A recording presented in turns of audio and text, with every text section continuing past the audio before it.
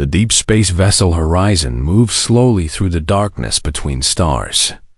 It was a small ship, built for exploration rather than war. The crew of 42 men and women had been traveling for 3 months, searching for signs of intelligent life in a region of space that no human had ever visited before. Lieutenant Daniel Carter sat at his station on the bridge, watching lines of data scroll across his screen. He was the ship's communications specialist, a job that mostly involved listening to static and hoping to hear something interesting. Daniel was 31 years old, with brown hair that was always a little too long and eyes the color of a cloudy sky. He was not a remarkable man. He was not the strongest or the smartest member of the crew. He was just a quiet guy from a small town in Nebraska who had always wondered what was out there among the stars. "Lieutenant Carter," said Captain Amy Patterson from her chair in the center of the bridge. "Are you picking up anything?" Daniel checked his readings again. "There's something, Captain. A structure about 200 kilometers off our port side. It's big. Really big." The captain stood up and walked to the main viewing screen. "Show me." Daniel adjusted the display, and suddenly everyone on the bridge could see it. A space station floated in the void, spinning slowly like a dying top. It was massive, easily 10 times the size of the Horizon. Strange lights flickered along its surface, and its design was unlike anything humans had ever built. This was alien technology. "My God," whispered Lieutenant Kevin Brooks, the ship's doctor. "Who built that thing?" Nobody had an answer. Captain Patterson made her decision quickly. "Prepare an away team. We're going to take a look inside." Daniel did not expect to be chosen for the away team, but the captain wanted someone who could analyze any communications equipment they found. 20 minutes later, he was putting on his spacesuit and trying to ignore the nervous feeling in his stomach. The shuttle carried 6 crew members across the empty space between the Horizon and the alien station. Daniel watched through the window as the massive structure grew larger and larger. Up close, he could see damage on its surface. Burn marks, holes. Something bad had happened here. They found an airlock that still worked and entered the station. The interior was dark, lit only by the emergency lights that still flickered weakly along the walls. The air was breathable but cold, and everything was silent except for the sound of their own footsteps. "Stay together," said Sergeant Rick Palmer, the security officer leading the team. "We don't know what we're dealing with here." They walked through long corridors filled with strange machines and alien writing on the walls. Daniel tried to read the symbols, but they were in no language he had ever seen. Then they turned a corner, and everything changed. Bodies. Hundreds of bodies. They lay scattered across the floor of a massive chamber, frozen in place like statues. But these were not human bodies. Daniel counted at least a dozen different species. Some had scales. Some had fur. Some had too many eyes or too many limbs. They were aliens from across the galaxy, and they were all dead. What happened to them? Asked Private Lisa Grant, her voice shaking. Kevin Brooks knelt beside one of the bodies and examined it. No wounds. No signs of violence. It's like they just stopped living. Daniel felt a chill run down his spine that had nothing to do with the cold air. He looked at the faces of the dead aliens. Every single one of them wore the same expression. Terror. Pure, absolute terror. They had died afraid of something. "I'm picking up a life sign," said Daniel suddenly, looking at his scanner. "Down below." "In the lower levels? One survivor?" asked Sergeant Palmer. "Just one." The team discussed what to do. Protocol said they should stay together and report back to the ship. But someone was alive down there. Someone might need help. "I'll go," said Daniel before he could stop himself. Palmer shook his head. "That's against regulations, Lieutenant." "I know. But whoever is down there might be hurt. They might be the only one who can tell us what happened here." The sergeant looked at him for a long moment, then nodded. "Take this," he said, handing Daniel a small pistol. "Be careful. Report back in 30 minutes or we're coming after you." Daniel took the weapon and headed for the stairs leading down into the darkness. The lower levels were even darker than the upper floors. Daniel's flashlight cut a narrow beam through the shadows as he walked. More bodies lay here, frozen in the same poses of terror. He tried not to look at their faces. The life sign on his scanner grew stronger as he went deeper. Finally, he reached a large chamber at the very bottom of the station. Strange symbols covered every wall, glowing with a faint blue light. And in the center of the room, someone was standing. She was tall. Very tall, nearly 7 feet, Daniel guessed. Her skin was like polished black stone, smooth and shining in the dim light. Her hair was long and white, floating around her head as if she were underwater. And her eyes burned like 2 small suns, bright and golden and ancient. The moment Daniel entered the room, he felt something press against his mind. It was like standing in front of a speeding train, like staring into the heart of a star. His ears began to ring. His vision blurred. Blood started to drip from his nose. The woman turned to face him, and for a moment, Daniel was certain he was going to die just like all the others. He could feel the fear trying to take hold of him, trying to stop his heart. His body wanted to collapse. His mind wanted to break. But Daniel had grown up on a farm in Nebraska. He had spent his childhood dealing with animals bigger and stronger than himself. He had learned early that being scared of something did not help you deal with it. He took a deep breath. He wiped the blood from his face, and he looked at the terrifying alien woman standing before him. "Are you hurt?" he asked. The woman's burning eyes widened. In 10,000 years of existence, across hundreds of worlds and thousands of civilizations, no creature had ever asked her such a question. They had begged for mercy. They had offered worship. They had screamed in terror. But no one had ever looked at her and asked if she was okay. She studied this small, fragile human with new interest. He was bleeding. He was shaking. He was clearly in pain just from standing in her presence. And yet he remained on his feet, and his first words had been words of concern for her. "What is your name?" she asked.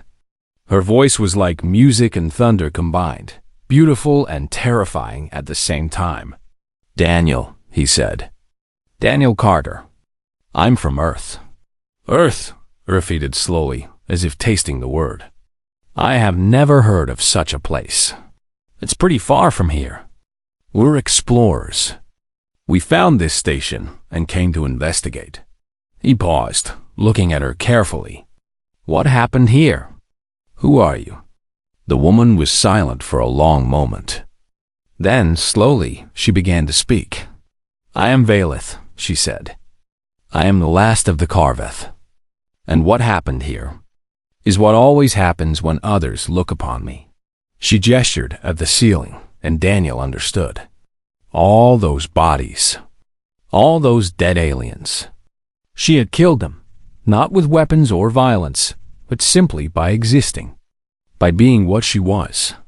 "They came to see me," Valeth continued. "They wanted my power, my alliance. But when they looked upon my true form, their minds could not survive. Fear stopped their hearts." Daniel felt his own heart pounding in his chest.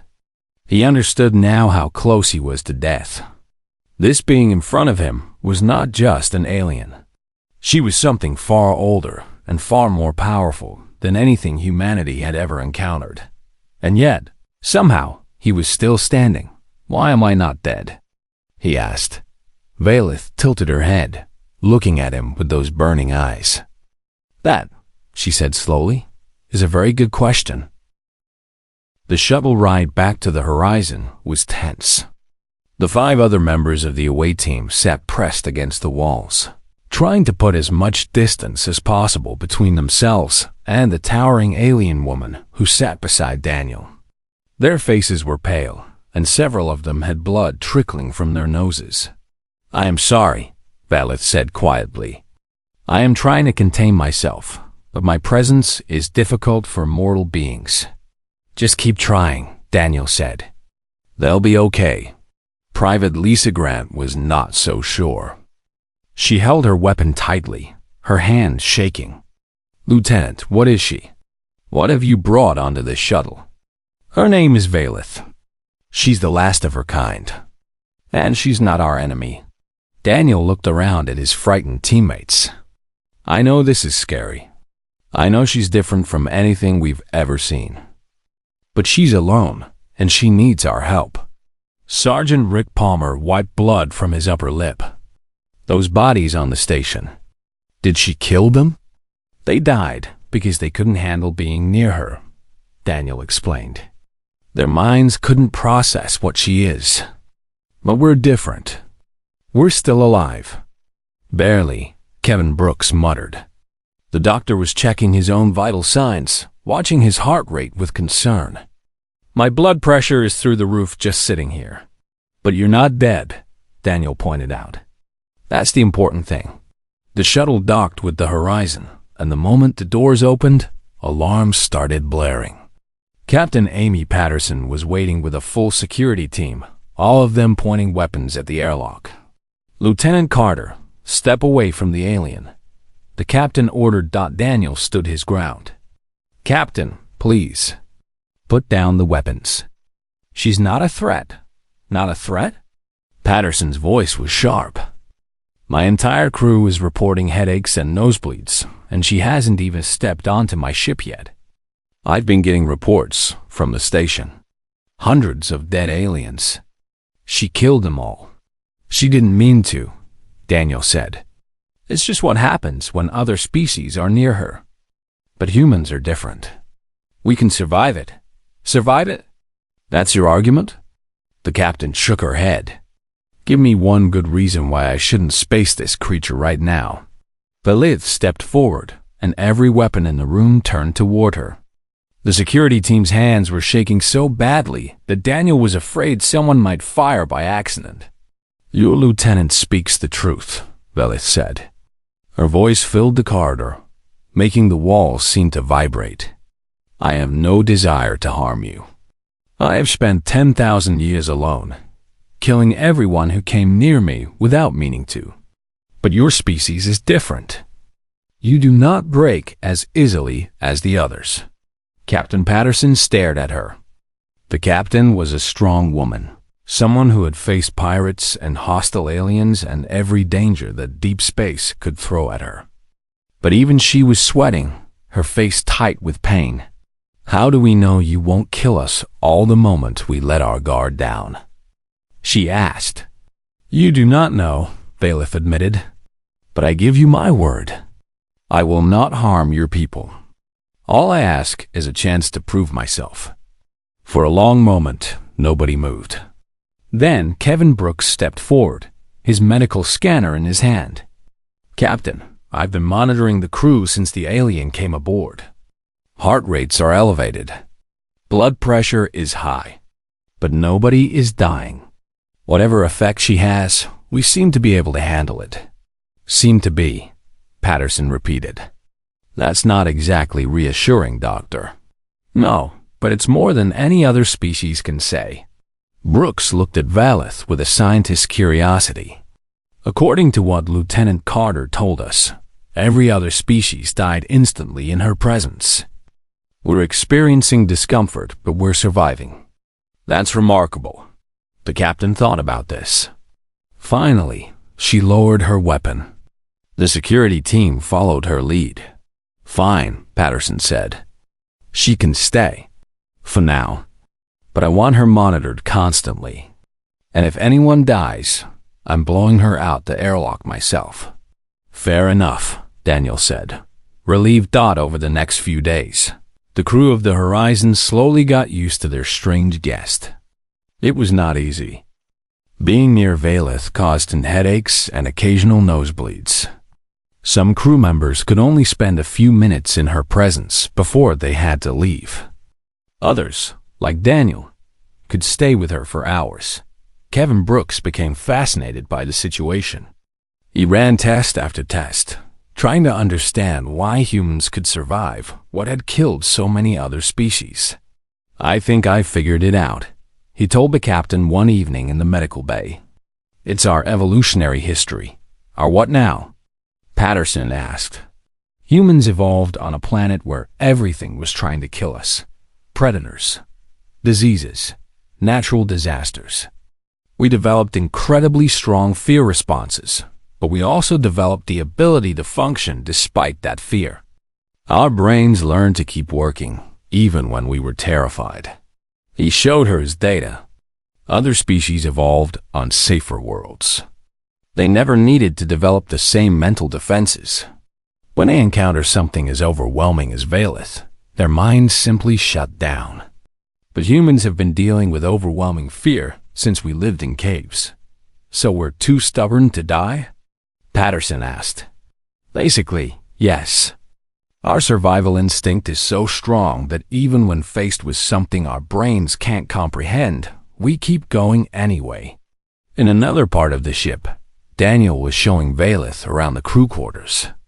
She had to duck to fit through doorways, and her presence caused lights to flicker whenever she walked past.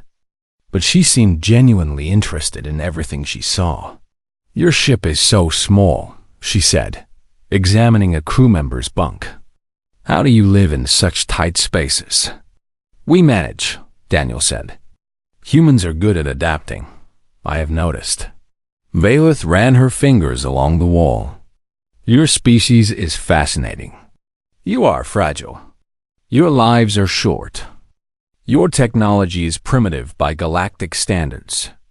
And yet you do not seem afraid." "Oh, we're afraid," Daniel admitted. "We're terrified most of the time.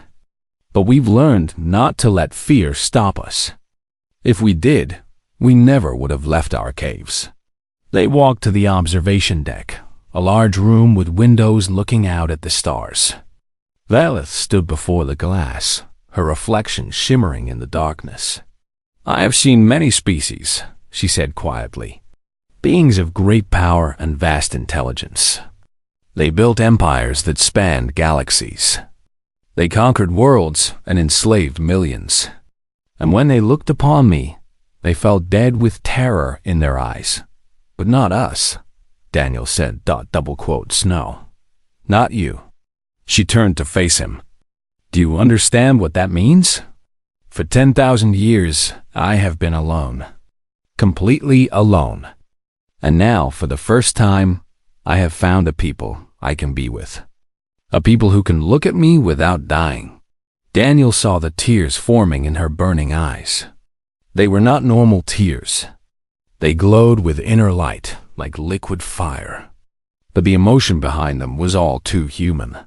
"You don't have to be alone anymore," he said gently. "I know." She reached out and touched his face. Her fingers were cool against his skin. "That is why I chose you, Daniel. Not because you are the strongest or the smartest, but because when you saw me, your first thought was not of power or fear. You asked if I was hurt. You showed me kindness. That's just basic decency," Daniel said, embarrassed. "No," Valeth said firmly. "It is not basic. It is rare. It is precious. In all my years, I have never encountered it before." She smiled, and her smile was like the sunrise. "Your people may be small and weak and short-lived, but you have something that no other species possesses. You have hearts that reach out to others, even others you do not understand, even others you fear." She leaned down and pressed her forehead against his. The pressure of her presence was intense, but Daniel did not pull away. "I will stay with you," Valeth whispered. "With your people, for as long as you will have me." Daniel smiled. "We'd be honored." From that moment on, everything changed. Word began to spread across the galaxy that the humans had done the impossible. They had befriended a Carveth. They had touched the untouchable. They had survived the UNSURVIVABL, and the galaxy began to take notice. Daniel stood in the glowing chamber, blood still dripping from his nose, staring at the ancient being who called herself Valith. The pressure in his head was like a hammer beating against his skull, but he forced himself to stay standing. He had faced worse things in his life. Or at least, that was what he told himself. "You asked why you are not dead," Valith said, taking a step closer to him. Each step she took made the pressure worse. Daniel's knees began to shake. "I have wondered the same thing since you entered this room. Maybe I'm just too stupid to know when to be scared," Daniel said, trying to smile despite the pain. Valith stopped moving. She looked at him with an expression that might have been surprise. "You make jokes? Now? When you stand before a being who has killed thousands without even trying." "It's a human thing," Daniel said. "We laugh when we're nervous, or scared, or about to die. Sometimes all three at once." The alien woman was silent for a moment. Then she did something that Daniel had not expected. She laughed. The sound was strange and beautiful, like wind chimes made of crystal, like bells ringing in a distant temple. It filled the chamber and seemed to make the glowing symbols on the walls shine brighter. "You are a strange creature. Daniel Carter of Earth," she said. "I've been told that before." Valith began to walk in a slow circle around him, studying him from every angle. Daniel held still, letting her look. He had the feeling that trying to run would be pointless anyway. "My people, the Carveth, were ancient when the first stars were young," she said as she walked. "We were beings of pure thought and energy, able to reshape reality with our will alone. Other species worshipped us as gods. And perhaps, in a way, we were. What happened to them?" Daniel asked. "Your people?" "Time," Valith said simply. "Even gods grow tired. One by one, my brothers and sisters chose to end their existence, to return to the void from which we came. I alone remained, too afraid of the darkness to follow them." She stopped in front of Daniel and looked down at him. She was so tall that he had to crane his neck to meet her eyes. "For 10,000 years, I've wandered the galaxy alone," she continued. "I watched civilizations rise and fall. I saw species evolve and go extinct. And always, I was alone. Because everyone who looked upon me died." "The aliens upstairs," Daniel said. "They came to you?" "Yes. Word spread across the galaxy that the last Carveth still lived, that I possess power beyond imagination. Representatives from dozens of species gathered here, each one hoping to convince me to join their side in whatever petty war they were fighting." Valith's voice grew bitter. "They did not see me as a person. They saw me as a weapon. And when you showed them what you really were, they died. As they always do. As everyone always does." She paused and looked at Daniel with something like wonder in her burning eyes. "Except you." Daniel touched his face. The bleeding had stopped, but his head still ached. "I'm not exactly comfortable here. Whatever you're doing to me, it hurts." "I am doing nothing," Valith said. "This is simply what happens when mortal beings stand in my presence. My existence is too vast for their minds to process. Their brains cannot comprehend what I am, and so they break. Fear overwhelms them. Their hearts stop, but mine didn't. No, yours did not." She reached out and touched his face with fingers that were cool and smooth like polished marble. Daniel flinched but did not pull away. "Your mind is different, not stronger than the others, not smarter, but somehow more flexible. More accepting of things beyond your understanding." Daniel thought about this. He remembered his childhood on the farm, surrounded by animals that could crush him if they wanted to. He remembered the storms that would roll across the Nebraska plains, so powerful that they made him feel like nothing. He had learned early that the universe was full of things bigger and more powerful than himself. Maybe that had prepared him for this moment. "Where I come from," he said slowly, "we learn pretty quick that we're not the biggest or the strongest. Our planet has animals that can eat us, weather that can kill us, and diseases that can wipe out millions. But we survive anyway. We adapt. We keep going. Valeth tilted her head, curious. Your species sounds weak. We are weak. Physically, at least. But we're also stubborn as hell. We don't give up. Even when everything is against us. Even when there's no logical reason to keep fighting. We keep going. He shrugged. I guess we're just too dumb to know when to quit. For a long moment, Valeth just looked at him. Then she stepped back and the pressure in Daniel's head eased slightly. He let out a breath he had not realized he was holding. I have met many species, she said quietly. Beings of pure logic. Beings of vast intelligence. Beings who could calculate the movements of galaxies and predict the future with perfect accuracy. And all of them died when they faced me. But you, a simple creature from an unknown world, remained standing. Is that good? Daniel asked. I do not know. She turned away and looked at the glowing symbols on the walls. For 10,000 years, I have been alone. Unable to touch another living being without killing them. Unable to speak to anyone without watching the light leave their eyes. Do you have any idea what that kind of loneliness feels like? Daniel's heart hurt for her. Not from fear, but from something else entirely. Sympathy. Compassion. He saw the pain in her ancient eyes and understood that despite all her power, she was suffering. No, he said honestly. I can't imagine. I thought I was cursed to spend eternity alone. I thought I would never again have a conversation that did not end in death. She turned back to face him. And then you walked into this room? So what happens now? Daniel asked. Valeth moved toward him again, but this time her approach was gentler. The pressure did not increase. She stopped just a few feet away and looked into his eyes. I have watched countless species worship me, fear me, and try to use me.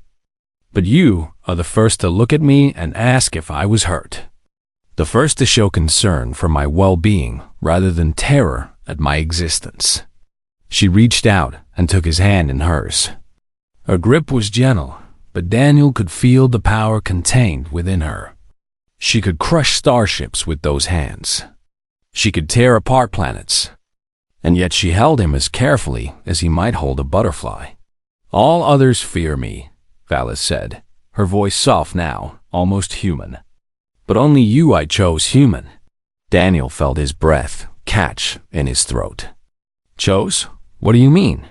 I mean that for the first time in 10,000 years, I have found someone I can be with. Someone whose mind does not break in my presence. Someone who sees me not as a god or a monster, but as a person. She squeezed his hand gently. I mean that I do not want to let you go.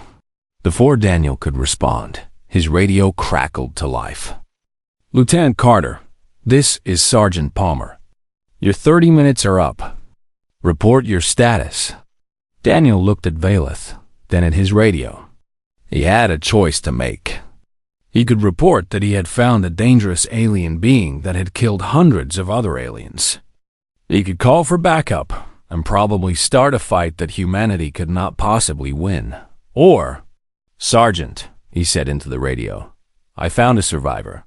She's friendly. I'm bringing her back to the ship. There was a long pause. Did you say she, Lieutenant? Daniel looked at Valeth, who was watching him with those burning golden eyes. Despite everything, despite the fear and the pain and the impossibility of the situation, he smiled. Yes, Sergeant. I did. We're on our way. He turned off the radio and looked at Valeth. I hope you're ready to meet the rest of my crew. Will they fear me? She asked. Probably. But they'll get over it. Humans are good at that. He kept holding her hand as they walked toward the door. Just try not to kill anyone, okay?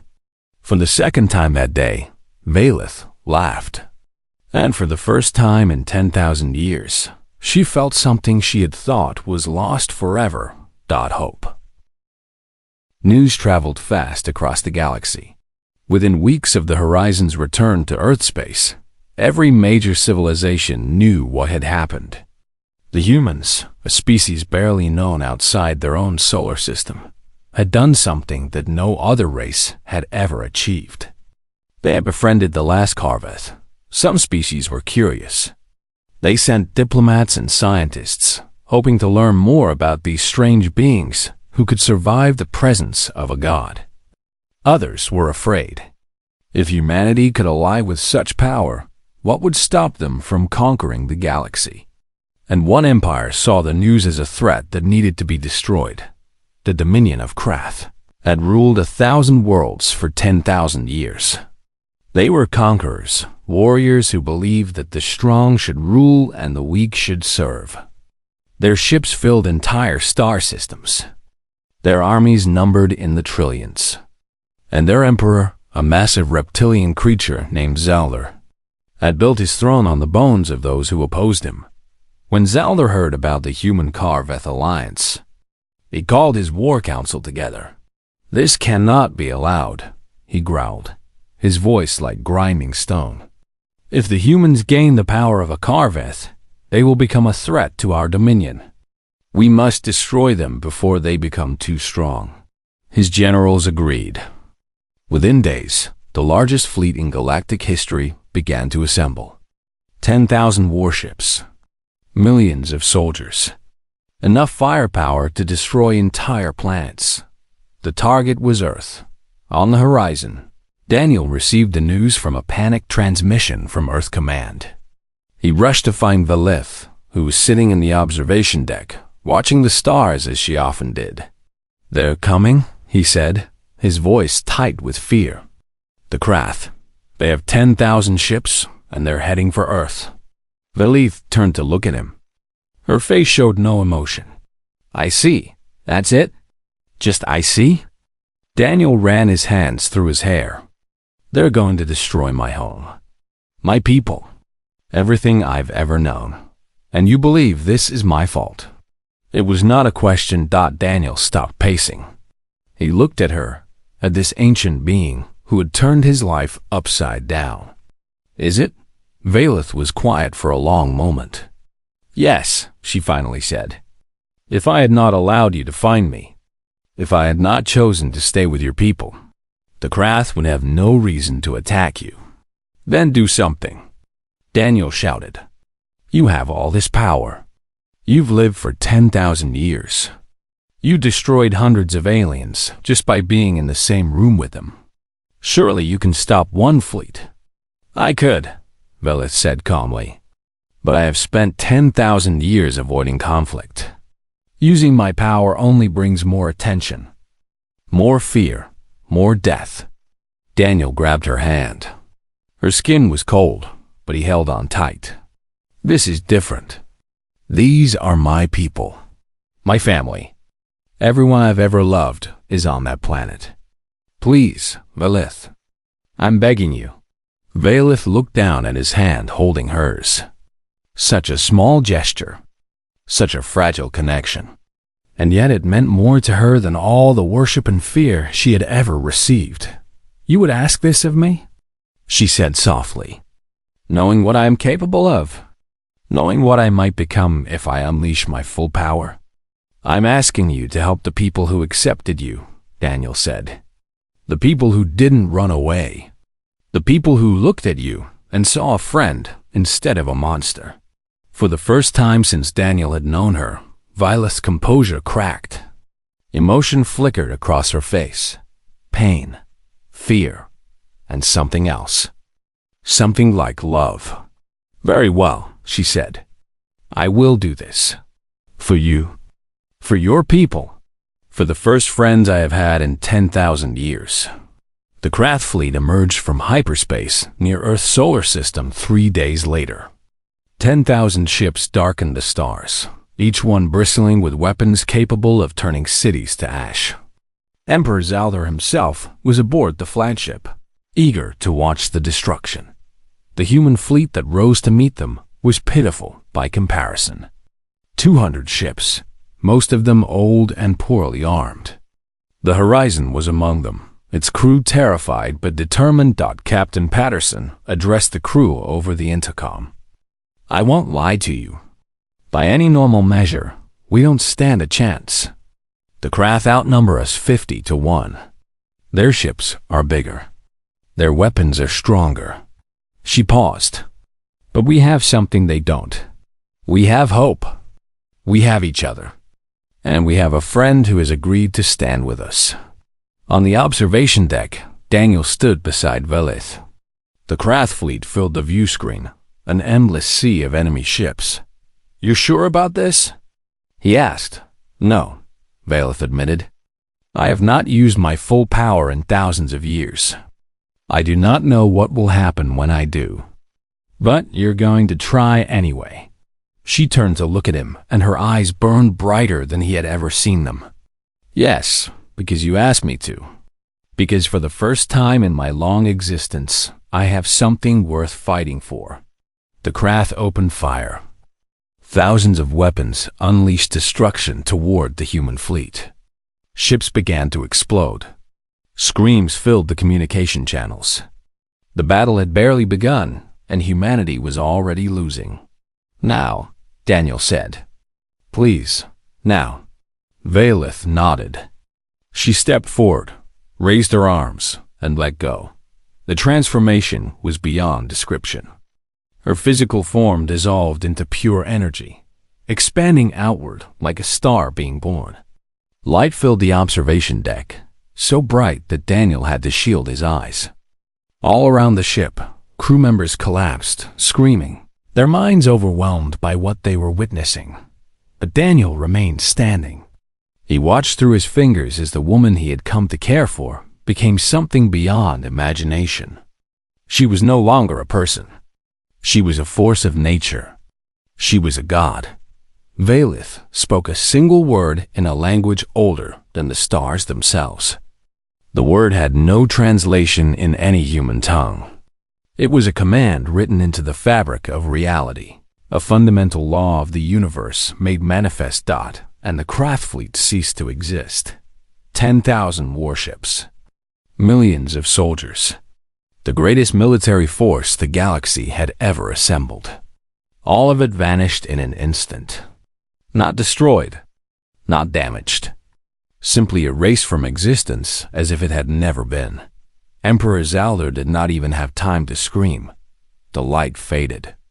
The energy dissipated. And Velith stood once again in her physical form, her body trembling with exhaustion. Daniel caught her as she fell. "I've got you," he said, holding her close. "I've got you. Did I save them?" She whispered, her voice weak.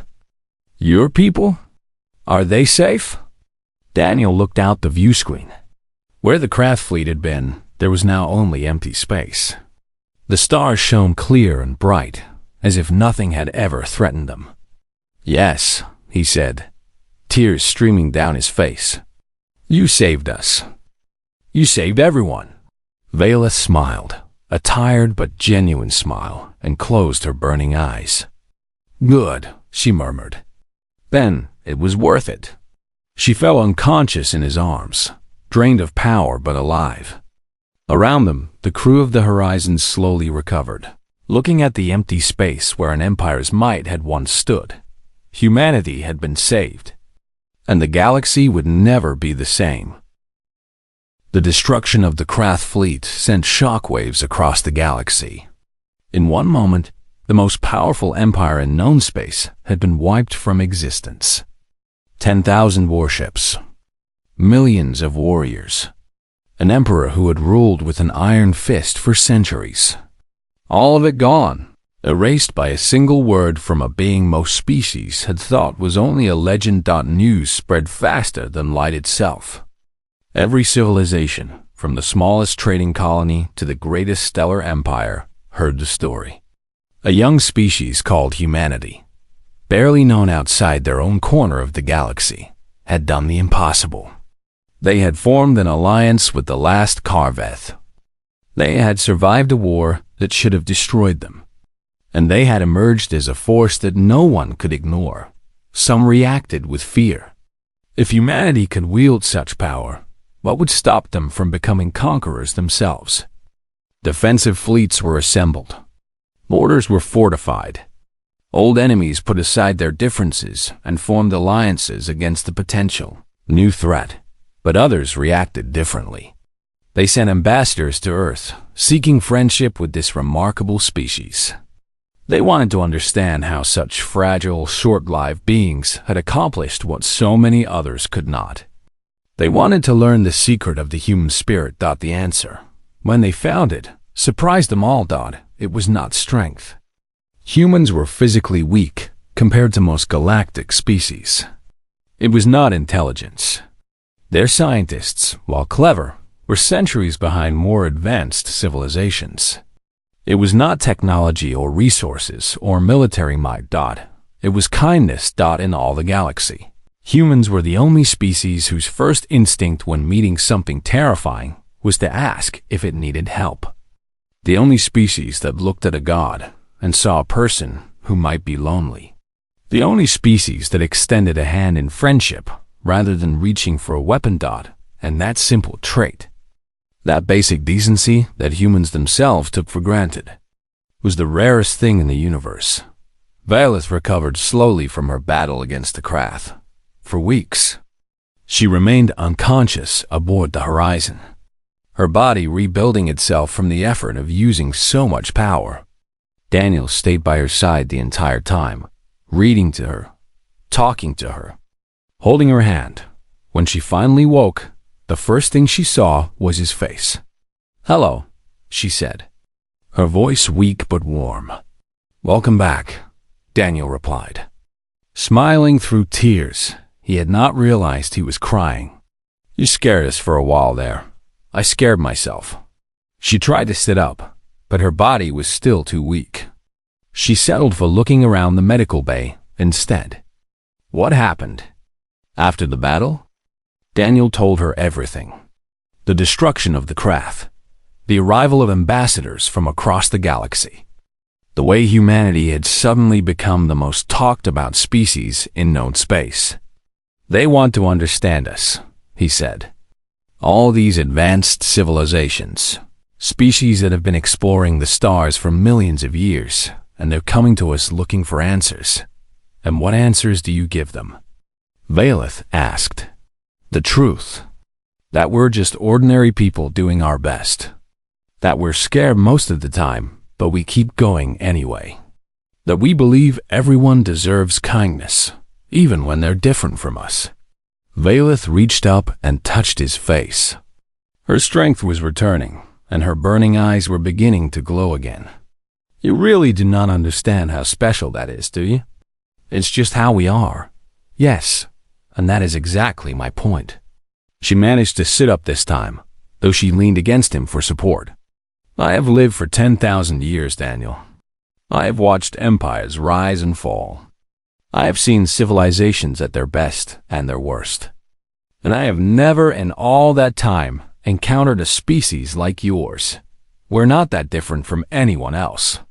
You are more different than you could possibly imagine." She took his hand in hers.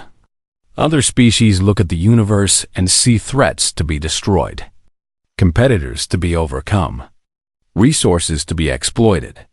But humans look at the universe and see friends they have not met yet. That is not ordinary. That is miraculous." Months passed. Vila's strength returned fully, though she chose to keep her power contained most of the time. She no longer needed to be feared. She had found a place where she belonged. Daniel eventually left the military. He had seen enough of space for one lifetime. He settled on a colony world called New Beginnings, a quiet planet far from the center of galactic politics. He built a small house on a hill overlooking fields of golden grain that reminded him of Nebraska. Valeth visited it often. Sometimes she would stay for days, helping him with his farm and learning about the simple pleasures of human life. Sometimes she would disappear for weeks, watching over humanity's expansion across the stars, protecting them from threats they never even knew existed. One evening, As they sat on his porch, watching the twin suns set, Daniel asked her a question that had been bothering him for years.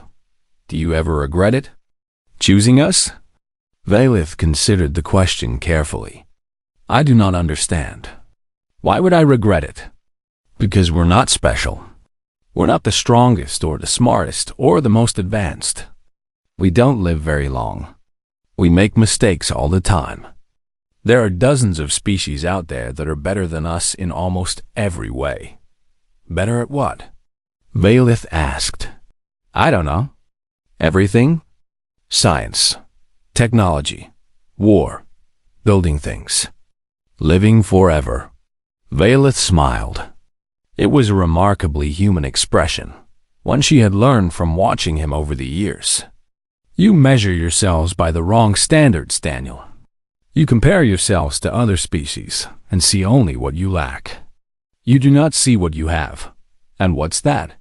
She turned to face him, her burning eyes soft with an emotion that transcended language. "You asked me if I was hurt.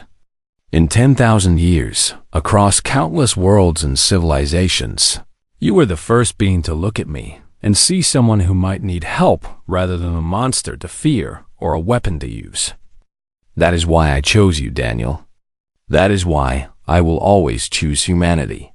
Because I asked a simple question. Because even when faced with something beyond your comprehension, your first instinct was kindness." She took his hand. "Do you know how rare that is? Do you know how precious? In all the universe, in all the billions of years since the first stars formed, kindness is the rarest element of all.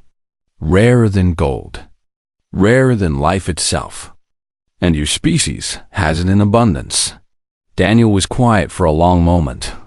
The suns continued their descent, painting the sky in shades of orange and purple.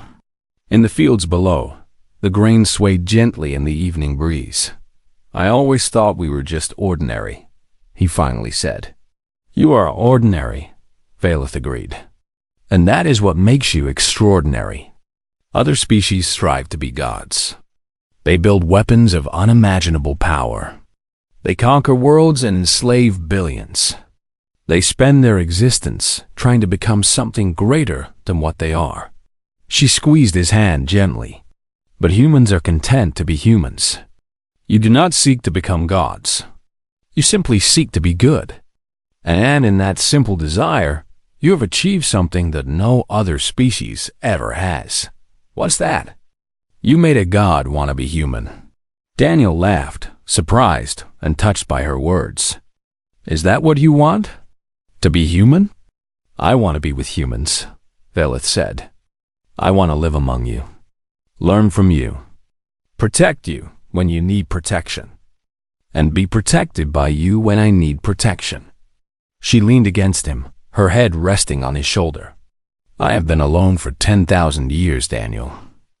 I have been alone for 10,000 years. I have been alone for 10,000 years, Daniel. I do not want to be alone anymore." "You won't be," he promised. "Not ever again." They sat together in comfortable silence, watching the stars come out one by one. An ancient cosmic being and an ordinary farmer from Earth, united by something as simple and as powerful as friendship. Across the galaxy, humanity continued to spread. They built colonies on distant worlds. They made alliances with species they had never imagined. They faced challenges and dangers, and sometimes they failed and sometimes they succeeded. But always, at the heart of everything they did, was the same simple truth that had saved them from destruction. They looked at the universe and saw not enemies to be feared, but friends to be made, and watching over them, protecting them from the darkness between stars, was the last of the Karveth. A god who had chosen to be human, a being of infinite power who had learned from the most fragile species in the galaxy that the greatest power of all was love. In the end, that was the secret of humanity.